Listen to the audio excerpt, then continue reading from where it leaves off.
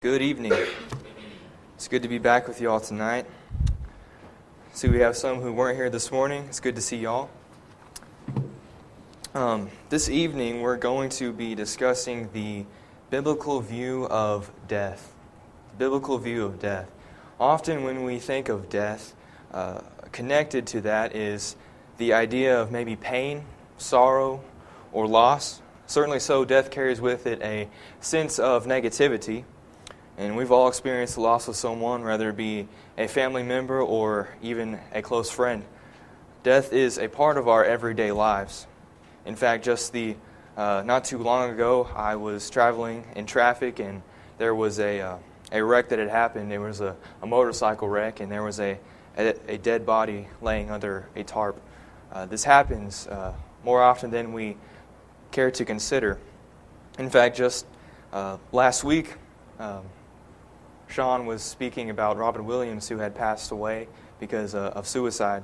Death is all around us. It happens very often, and even when we don't think about it much, it's a part of our everyday lives. Maybe we know someone who is experiencing the pain that is felt by the loss of someone. If we have not dealt with death, we will eventually. The dictionary gives a good definition for death, it being without life. And this leads us to consider what the Bible has to say about death, or the loss of life. And in considering the verses we will examine this evening, we'll see two things concerning death. One thing about death is that it is certain, and another thing about death is that it is also uncertain. And we'll go into more detail about that here in a moment. And also we'll see how closely connected our physical death is with our spiritual eternity. And we'll look and see those who have hope after death and those who are hopeless. I'll have 3 points this evening. First, we will quickly observe how our world views death, some major views that is held concerning death or life after death. Second, we will look at what the Bible says about death. And thirdly, lastly, we will look at the impact of death. So how does the world view death? There are typically three major views concerning death. One view is the one that we're most familiar with, that is resurrection. Many of you may know Brother Richard Stevens. He's a fellow preacher. He posted on Facebook one time a great he commented on Christianity, and he quoted and said, "The great thing about Christianity is that if you don't live tomorrow, you will live tomorrow." And that's the great thing about Christianity. We are guaranteed eternal life if we indeed obey God's will. Another view of death is that of reincarnation or rebirth. We may be familiar with countries in the East, particularly India, who go starving because they believe that cow walking along the road is their ancestor or a loved one who may have died. This is reincarnation, that once we die, we become something else or even someone else. Some even believe that once you die, your soul is placed into a newborn baby, and you are born into a new life, and that brings the idea of rebirth. And the final major view of death that many hold is called eternal oblivion. Eternal oblivion. And this is one typically taken by atheists. It is the view that after death, all life and all consciousness ceases to exist. And this is certainly a depressing view to hold, if I may say so. They probably constantly ask themselves, is there hope beyond this life? Is death our ultimate goal? And that is a very depressing view to hold. So then next we need to ask, what does the Bible say about death? If you would please turn with me to James chapter 2 and verse 26. First off, we need to ask, how does the Bible describe death exactly? James chapter 2, verse 26. James 2:26. For as the body without the spirit is dead, so faith without works is dead also. In this chapter here in James is describing the relationship of faith and works. And in doing so, he uses the correct and truthful analogy or comparison that like faith without works is dead, so also our body without the spirit is dead. So death defined here is a separation of the spirit from our physical body. And I mentioned a few moments ago the fact that death is both certain and uncertain. Well, let's talk about that real quick. If you would, please turn in your Bibles with me to Ecclesiastes. Ecclesiastes chapter 3.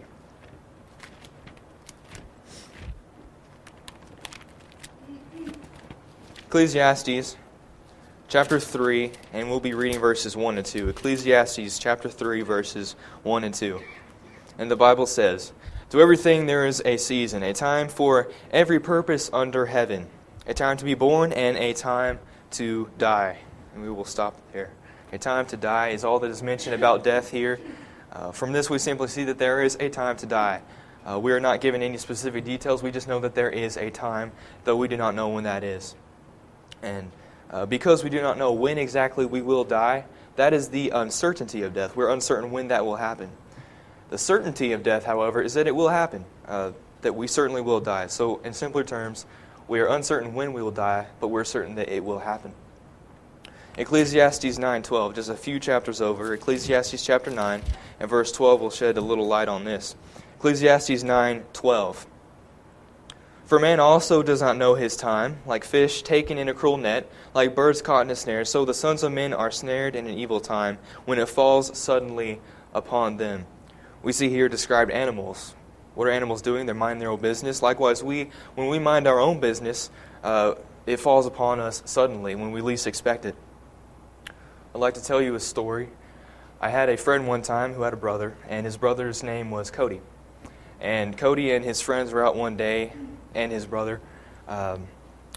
They were in the street just playing around, and they were safe. They were watching for cars and everything, but they were playing on these mini motorcycles.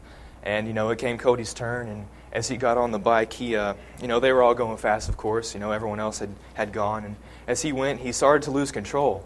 And as he lost control, he landed face first into a brick mailbox. And Cody died that night. And, excuse me.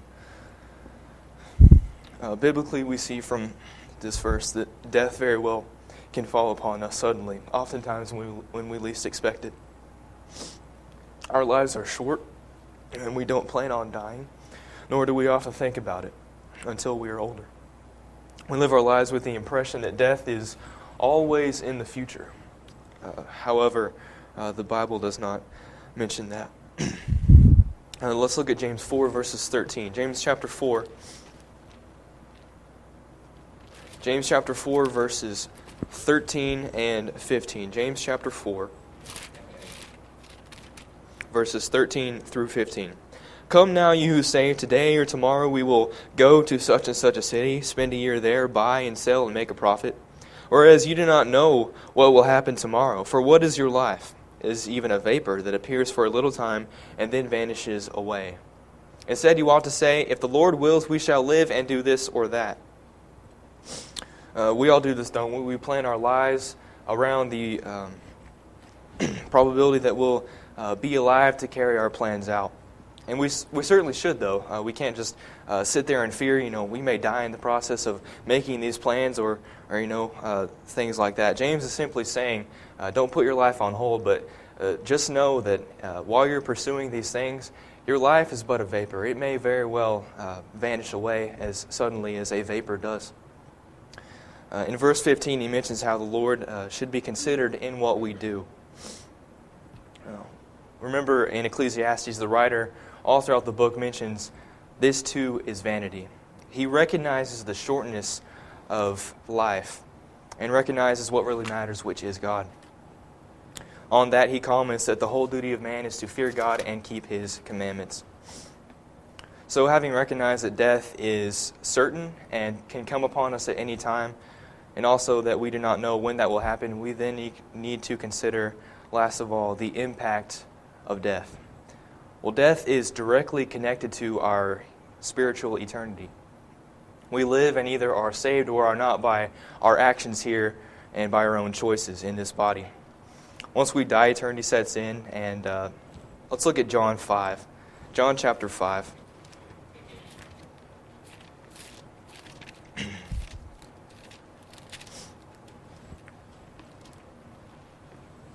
John 5, verses 28 and 29. Do not marvel at this, for the hour is coming in which all who are in the graves will hear his voice, and come forth, those who have done good to the resurrection of life, and those who have done evil to the resurrection of condemnation. We see here two groups of people here, those who have done good to the resurrection of life, and those who have done evil to the resurrection of condemnation. And we need to ask ourselves, which one are we in? Also, Revelation chapter 14. Revelation chapter 14, verse 13. Revelation 14:13. Then I heard a voice from heaven saying to me, Write, Blessed are the dead who die in the Lord from now on. Yes, says the Spirit, that they may rest from their labors, and their works follow them. And their works follow them. We see that our works while we are alive are still considered when we are dead. What about those who die not in the Lord? We'll see that their works follow them even after death as well. Let's look at Hebrews chapter 9. Hebrews 9, verse 27. Hebrews 9:27. And as it is appointed for men to die once, but after this, the judgment. So the point of judgment is to sentence someone according to what we have done in the body. For those outside of Christ who are not saved, the impact of their death is a negative one. By the way, Cody was a senior in high school. He had a family who loved him, and he had a girlfriend and many people who loved him. And he was in the Baptist church, so he was not saved. He did not obey the gospel. And certainly a terrible loss. But like he was a senior in high school, he was so young, he didn't wake up one morning thinking that, I may die today. Likewise, we never consider it, but death can fall upon us suddenly at any time. Excuse me. We see also in Revelation 21:8. Revelation 21:8. For those who die outside of Christ, their death is a negative one. Revelation chapter 21 and verse 8. Revelation 21:8. But the cowardly, unbelieving, abominable, murderers, sexually immoral, sorcerers, idolaters, and all liars shall have their part in the lake which burns with fire and brimstone, which is the second death. We mentioned earlier this morning, 1 Corinthians 6. Paul writes to those Corinthians there, and he mentions those things that they used to do, those things that they did while they were in the flesh before they became Christians. And he says that when you did these things, you were bound to inherit eternal damnation. But he said you were washed, you were sanctified, you were justified, and in doing this they put off the filth of the flesh, they walked a new life. And in doing so they were saved because they put off those things. And those who do those things will not inherit eternal life. We see also 1 Corinthians chapter 15, verse 22.